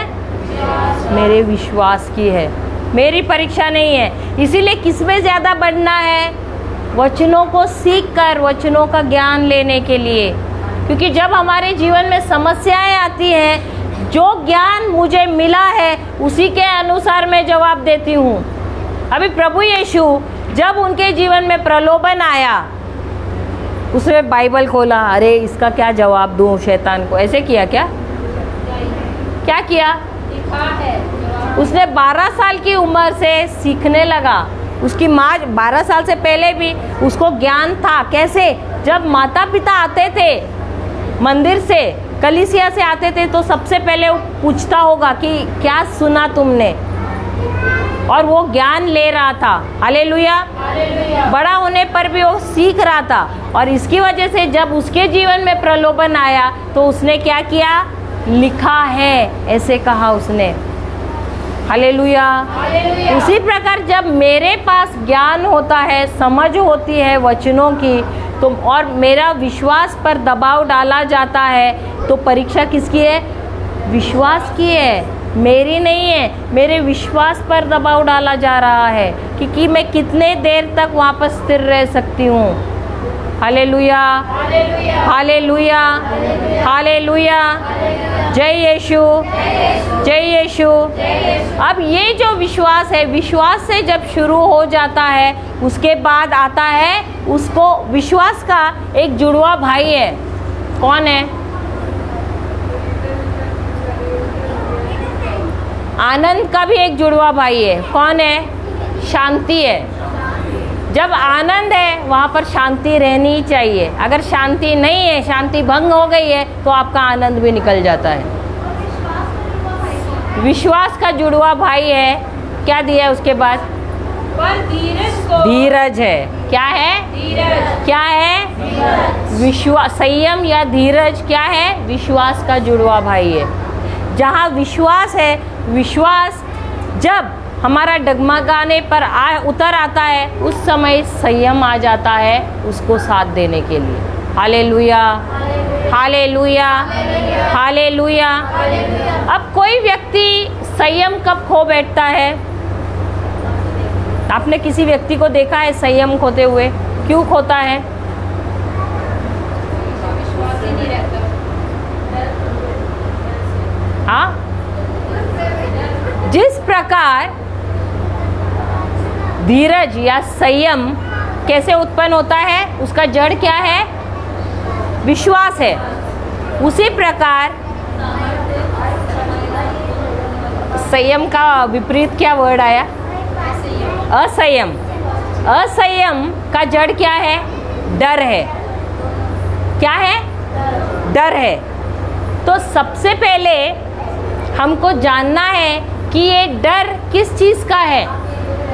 यदि कोई व्यक्ति ने अपना संयम खोया है, तो हम उसको जानना है कि किस चीज़ का उसको डर है कि उसने संयम खोया है। Hallelujah, hallelujah. क्योंकि संयम भी हमको उत्पन्न करना पड़ता है। हालेलुया। संयम ऐसे ही नहीं बनता है, संयम उत्पन्न करना पड़ता है। अब मैं उदाहरण देती हूँ संयम कैसे उत्पन्न होता है। अभी आपने कभी किसी ऐसे बच्चे को देखा है जो बहुत शरारत करता है? इतना शरारत करता है कि आपके नाक में दम आ जाता है। सही बात है। मुझे याद है, मुझे एक बार मेरी छोटी बिटिया है, वो बहुत शांत है एक्चुअली, तो उसके मेरी दुकान नॉर्मली मंडे के दिन यानी सोमवार के दिन बंद रहती थी। तो उसकी क्लास टीचर ने मुझे कॉल किया और बोला कि आप आज आ सकते हो और क्लास को यहाँ बढ़ा सकते हो। वो कौन से, शायद पहली कक्षा में थी, पहले क्लास में थी। तो मुझे बोला कि मैं तो ना बोलने पर ही थी, उतने में उसने बोला मैंने बहुत सारे पेरेंट्स को कॉल करके पूछा लेकिन सब ने नहीं बोला, एटलीस्ट आप तो अभी नहीं मत बोलो। तो मैं बोला अच्छा ठीक है, मैंने भी तरस खाया। बोली मुझे अर्जेंट काम से जाना है तो प्लीज़ आप आ जाना। तो मैं बोला ठीक है, और मैं गई उस क्लास में। गई तो मैं सचमुच ही फंस गई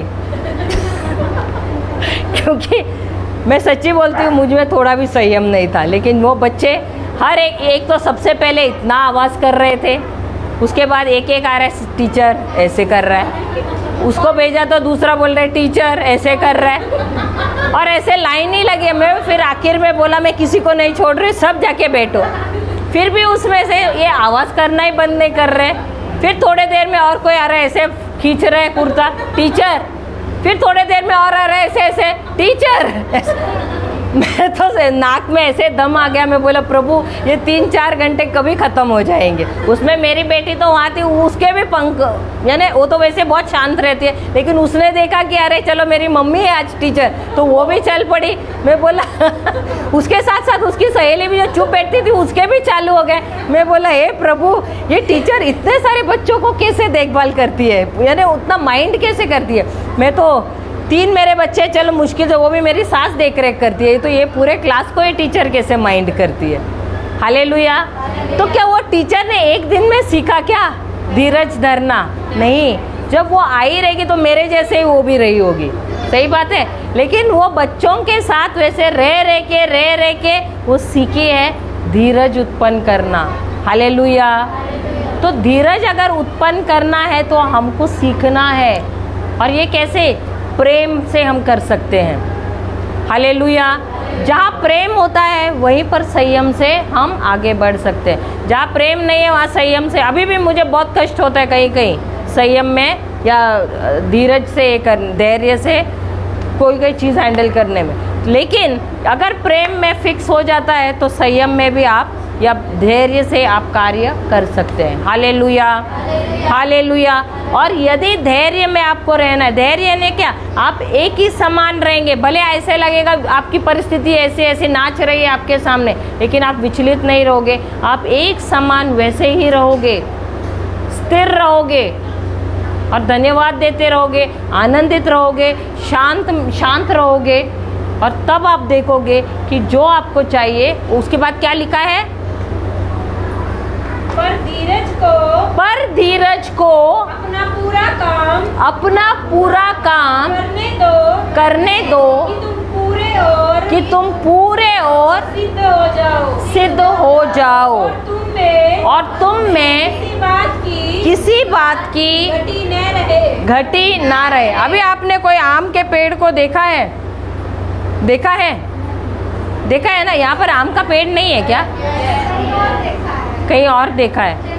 अच्छा, अभी ऐसे हुआ कि आपने क्या किया, एक आम पका नहीं है, पकने वाला है, आपने उसको तोड़ा और आपने जाके अपने कमरे में, वो पकने को आ रहा है, हाँ, थोड़ा हल्का हल्का पीला हो गया, आपने जाके अपने कमरे में रख दिया, सही बात है। और मार्केट से आपने एक आम लाया जिसमें केमिकल डाला हुआ है, यहाँ डालते हैं क्या केमिकल डाला है, उसको जाके आपने दूसरे कमरे में डाला, और आप एक हफ्ते के बाद सबसे पहले तो केमिकल वाले जो आम है वो कमरे में जाओगे, खुशबू आएगी, हाँ। और जो आम पेड़ से तोड़ा हुआ है उसको आपने वहाँ पर जाके वो कमरा खोल दिया, कहाँ से ज़्यादा अच्छी खुशबू आएगी?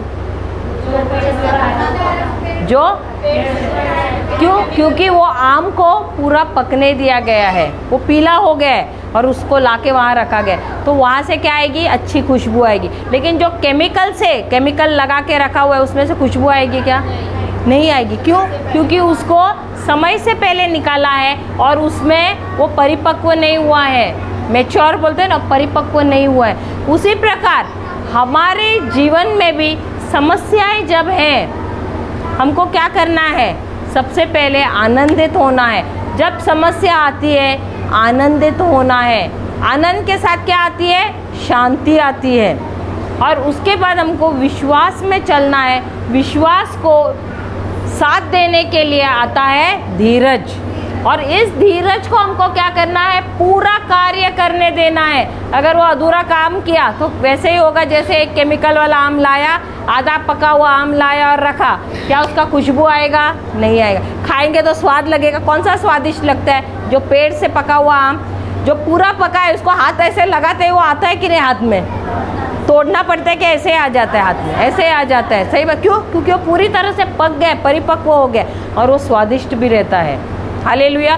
क्यों? उसको सूरज की किरणें लगी है, उसको अच्छा खाद मिला है, उसको पानी मिला है और वो अच्छी तरह से पका हुआ है। उसी प्रकार वही व्यक्ति परिपक्व होता है जो अपने धीरज को हर एक परिस्थिति में कार्य करने को देता है अंत तक। Hallelujah, hallelujah. लेकिन यदि कोई व्यक्ति को आपने देखा जो विचलित होता है, धैर्य नहीं है, असंयम है, तो आपको बताने की ज़रूरत है क्या ये परिपक्व है या नहीं? कैसे पता चलता है कि कोई व्यक्ति परिपक्व नहीं है? कैसे? कैसे? अगली बार कोई आया और बोला ब्रदर ऐसे पे चालू किया, अगर कोई परिस्थिति हुई और चालू किया घर पे, तो पता चला इसके संयम पे क्या हुआ है? हमला हुआ है। सही बात है, सही बात है। अभी घर पे कोई भी ऐसे चालू करेगा तो सबसे पहले उनको क्या पूछना है? तुम्हारा संयम किधर गया? हाँ, क्या तुम परिपक्व हो या अभी भी कच्चे विश्वासी हो? तो तुम कौन से विश्वासी हो, कच्चे या पक्के? वो तो अभी यहाँ बोल रहे हो, लेकिन घर पर परिस्थिति होती है तभी पूछो अपने आप से। दूसरों को पूछने की बारी मत दो, अपने आप से ही पूछो कि क्या मैं परिपक्व विश्वासी हूँ या मैं कच्ची हूँ अभी भी।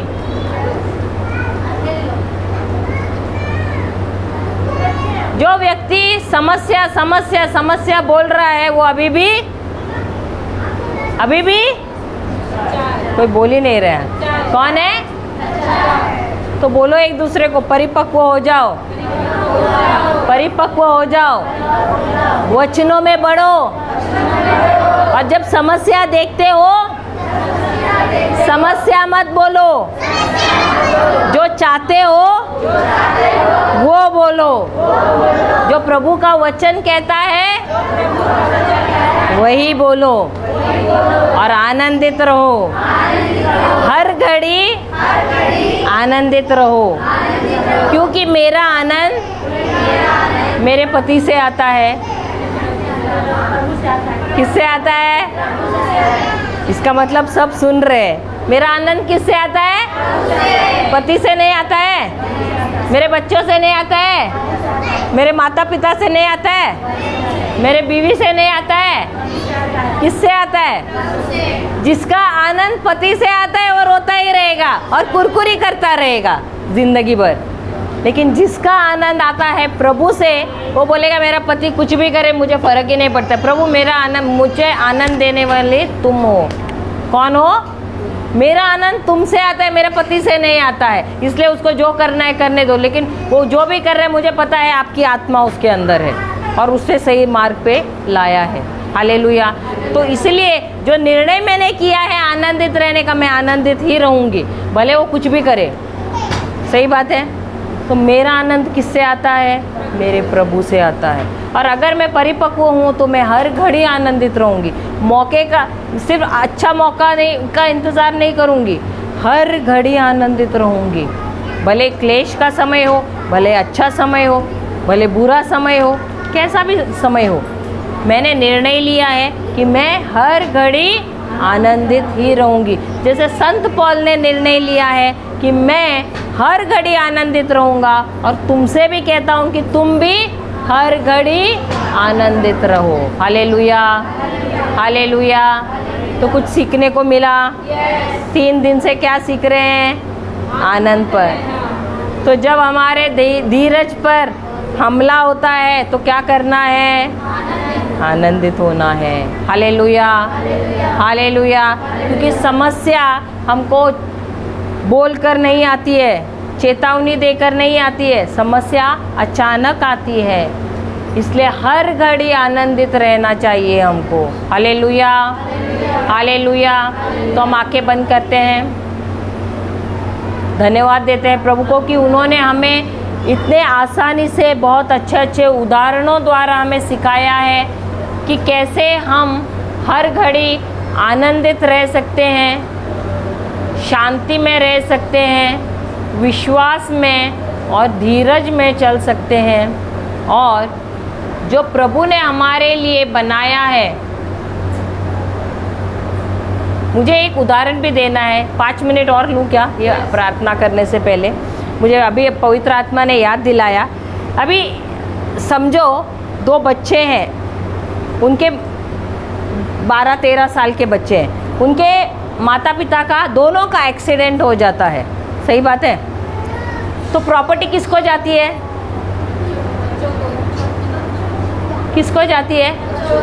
किसको जाती है? इसका मतलब आप लोगों को कानूनी नहीं मालूम है। कितने साल के हैं? 13 साल के हैं, 14 साल के हैं, क्या कानूनन उनके पास प्रॉपर्टी जा सकती है? नहीं। उनके जो गार्जियन हैं उनको प्रॉपर्टी जाती है। Hallelujah, hallelujah. तो जब तक ये बच्चे कितने साल के नहीं होते तब तक नहीं मिलेगा? 18 साल के। तो जब तक वो 18 साल के नहीं होते उनको प्रॉपर्टी नहीं मिलती है, सही बात है? तो 18 साल के यानी वो परिपक्व हो गए। उसी प्रकार हमारे क्रिस्ती जीवन में यदि जो कुछ भी परमेश्वर ने अपने पुत्र के द्वारा हमारे लिए तैयार किया है, यदि हमें उसे हासिल करना है तो हमको भी क्या करना है? परिपक्व होना है। अगर ये जो बिटिया है 15-16 साल की है, उसको वचन का ज्ञान है और वो उसका इस्तेमाल भी कर रही है, लेकिन ये अम्मा जी अभी आप शायद 40 या 50 साल के होंगे, मुझे पता नहीं है, लेकिन इनको वचन है मालूम और उन्होंने वचन का इस्तेमाल ही नहीं किया। कौन परिपक्व है? वो बिटिया या ये माँ? कौन? तो किसको मिलेगा विरासत? उसको मिलेगा। आपको मिलेगा क्या? आपके पास वचन है, लेकिन आप पता भी है आपको कि आप हकदार है, आप वारिसदार है, लेकिन फिर भी मिलेगा क्या? नहीं। क्योंकि जब आपको परिपक्व होना है तब आप क्या कर रहे हो?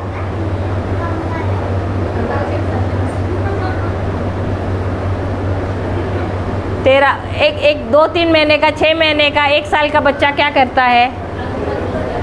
तो आपको पता है विरासत है, सब कुछ मिला है, लेकिन आप फिर भी वचनों में कैसे हैं? अंगूठाई चूस रहे हैं। अभी तक ज्ञान है लेकिन उसका इस्तेमाल नहीं कर रहे, और जो दिया है उसको हासिल नहीं कर रहे हैं। लेकिन ये बिटिया क्या कर रही है? जो मिला है दिन रात उसको सीख रही है। जो प्रभु ने दिया, प्रभु आपने कहा है तो मैं इसका इस्तेमाल करूँगी। समस्या आ रही है, वो वचन इस्तेमाल कर रही है, और जो उसे प्रभु ने दिया है आत्मा में वो उसे ग्रहण कर रही है और इस्तेमाल कर रही है। हालेलुया।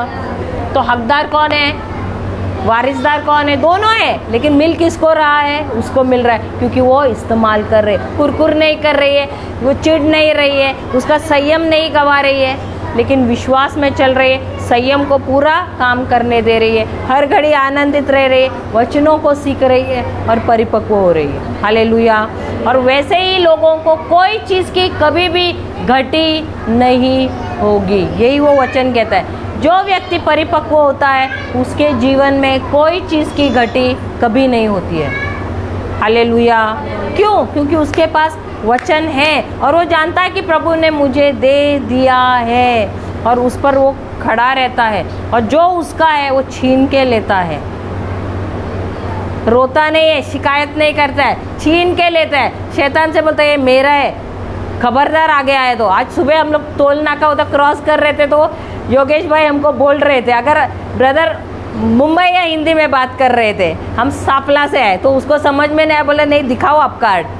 तो फिर हमने बोला अरे हरियाणी भाषा नहीं बोली इसलिए आपको उन्होंने आपकी भाषा समझे नहीं, तो उनको पता है कि आप सापला के नहीं है। लेकिन रजनी सिस्टर है वो बाजू में बैठी, तो उन्होंने बात किया तो उसने बराबर पहचान लिया और उन्होंने हमें आगे बढ़ने दिया। तो योगेश भाई बोलने लगे अगर आप बाहर उतरते और हरियाणवी भाषा में कुछ तो शब्द बोले अगर ऐसे बोलते ना तो सीधा वो आपको आगे जाने देता था। उसी प्रकार जो आपका है ना, अगर वो शैतान हुल दिखाने आ रहा है, धमकी देने आ रहा है, आपको उसको धमकी देना है, ये जो मेरा है ना मेरा ही है, हाथ भी लगाने मत आना। समझ गए? वैसा करके लेना। हम क्या करते हैं? हम आपस में ही लड़ते रहते हैं, और उसी में वो क्या करता है, जो हमारा है वो लेके भाग जाता है। हालेलुया। तो जो परिपक्व है ना वो आपस में लड़ता नहीं है, जो उसका विरासत का है ना छीन के लेता है, खड़ा रहता है, बोलता है मेरा जो है ना मैं लेके रहूँगा। हालेलुया। खबरदार अगर आया यहाँ पर किसी और से जाके भीड़ लेना, मेरे साथ नहीं। हालेलुया। जय यीशु। तो हम सब आंखें बंद करते हैं।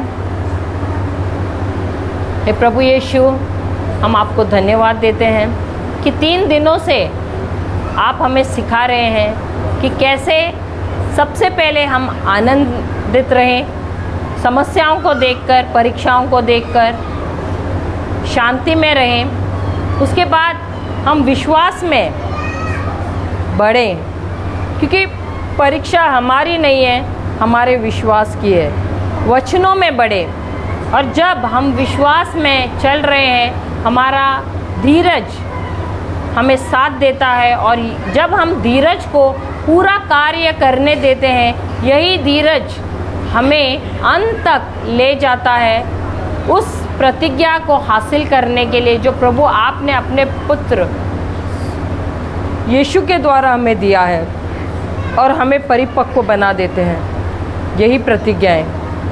धन्यवाद देते हैं पिता परमेश्वर कि आपके वचनों द्वारा आपने इस प्रीचिंग और टीचिंग को बहुत ही सरल किया, अच्छे अच्छे उदाहरण दिए, और इतना सरल बनाया है कि हम इसे हृदय में लेकर अपने जीवन में इसका इस्तेमाल कर सकें। धन्यवाद देते हैं पिता परमेश्वर हर चीज़ के लिए। ये प्रार्थना हम करते हैं प्रभु यीशु के नाम से। आमीन, आमीन और आमीन। हालेलुया।